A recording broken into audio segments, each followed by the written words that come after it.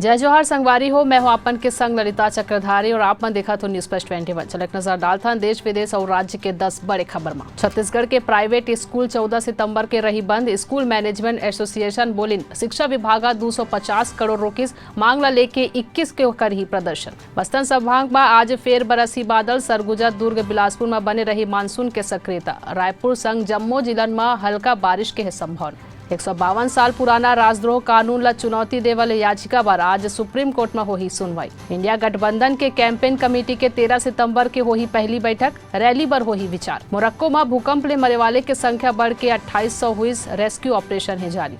Libya में भारी बारिश के बाद बाढ़ आई।